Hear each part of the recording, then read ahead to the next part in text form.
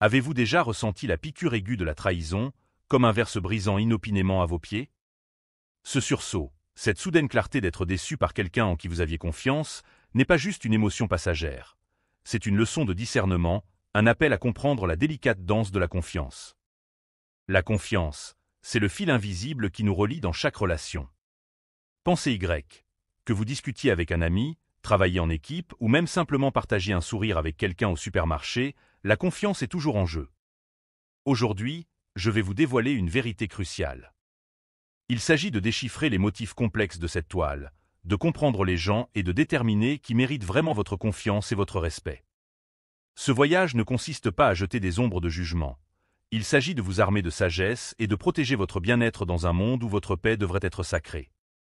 Dans cette vidéo, nous naviguerons dans les eaux troubles des interactions humaines, en vous présentant 9 types de personnes qui pourraient sembler dignes de confiance, mais qui pourraient en réalité compromettre votre chemin vers la grandeur. Il ne s'agit pas de construire des murs ou de vivre dans la suspicion. Il s'agit d'être intelligent, d'être conscient et de valoriser votre tranquillité d'esprit. Le stoïcisme nous enseigne l'importance de comprendre les intentions et les actions des autres, nous guidant pour prendre des décisions éclairées sur les personnes que nous laissons entrer dans nos vies. En parcourant ces types inspirés par les principes stoïciens, vous verrez que ce n'est pas seulement une question d'éviter le mal. Il s'agit d'embrasser le bien et de faire des choix qui s'alignent avec une vie de respect et d'intégrité. Plongeons et découvrons comment naviguer dans le monde complexe de la confiance avec la clarté et la confiance d'un stoïcien du XXIe siècle. 1. L'individu manipulateur. La confiance, c'est comme confier à quelqu'un un stylo pour esquisser votre portrait. Dans les bonnes mains, c'est un chef-d'œuvre, mais dans les mauvaises, eh bien, disons simplement que vous pourriez ne pas vous reconnaître. Parlons maintenant de l'individu manipulateur, l'une de ces 9 personnes qui franchement ne devraient même pas se voir confier un crayon lorsqu'il s'agit de la toile de votre vie. Les intentions derrière ce sourire éclatant. Les superficiellement amicaux sont comme des papillons attirés par la lumière, mais leur chaleur peut être trompeuse. Leur amitié semble aussi profonde qu'une flaque d'eau de pluie sur le trottoir, s'évaporant dès que le soleil se couche. Ils sont comme des miroirs déformants, reflétant ce que vous voulez voir pour mieux vous séduire.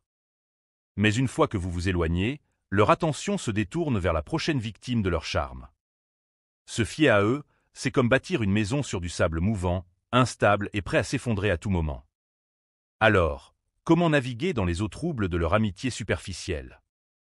Rappelez-vous les paroles de Sénèque. L'amitié doit être fondée sur la vertu et non sur le plaisir.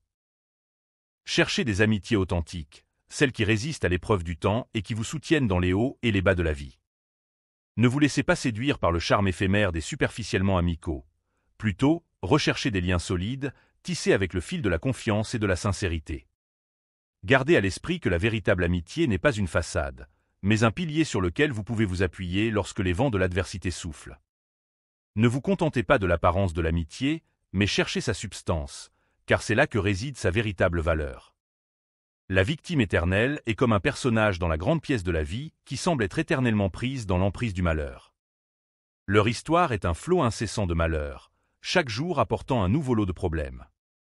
Ils portent leur souffrance comme un signe, mais étrangement, ils sont coincés dans un cycle d'inaction. Se plaindre devient leur zone de confort, une étrange symphonie de grognements et de plaintes à quiconque est à portée d'oreille. Mais voici le problème, leurs ennuis sont souvent auto-infligés, comme un capitaine qui ignore la boussole et navigue dans des tempêtes qu'il a lui-même créées, tout en se demandant pourquoi les mers ne sont jamais calmes. Interagir avec la victime éternelle, c'est comme essayer de naviguer dans un labyrinthe sans issue. Chaque tentative d'offrir des solutions ou un soutien est accueillie par une litanie d'excuses et de justifications pour expliquer pourquoi rien ne changera jamais. Leur statut de victime devient un bouclier, les protégeant de l'inconfort de prendre la responsabilité de leurs propres actions. Mais voici la dure réalité. Bien que l'empathie et la compassion soient des vertus importantes, encourager la victime éternelle ne fait que perpétuer leur cycle de souffrance. En tant que stoïciens, nous comprenons le pouvoir de la résilience et de l'autoréflexion. Nous reconnaissons que l'adversité est une occasion de croissance, pas une peine de prison. Alors, lorsque vous êtes confronté à la victime éternelle, offrez-leur votre sympathie, mais encouragez-les également doucement à envisager de prendre leur vie en main et à chercher des moyens constructifs de surmonter leurs difficultés. La concoction de pessimisme et de passivité est une prophétie autoréalisatrice. Tendre la main pour aider peut sembler noble, mais attention à ne pas vous engager trop profondément, car leur tourbillon de problèmes pourrait vous entraîner vers le bas. C'est une danse délicate qui équilibre l'empathie avec l'autoprotection. Donc, lorsque vous rencontrez ce type de personne, souvenez-vous de garder les pieds fermement sur terre.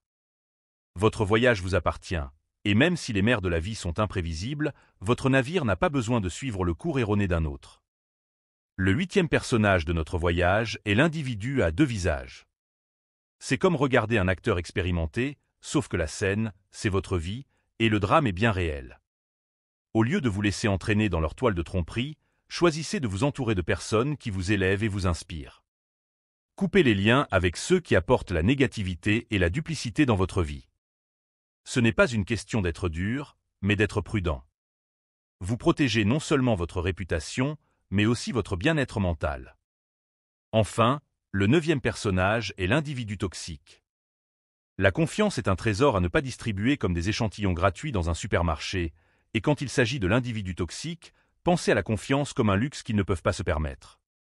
Cette personne, tapie dans l'ombre des relations, est comme un nuage de pluie un jour ensoleillé.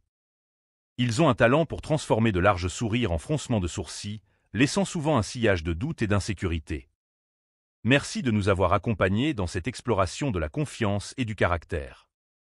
Si vous avez trouvé de la valeur dans ces idées, rappelez-vous que la sagesse grandit lorsqu'elle est partagée.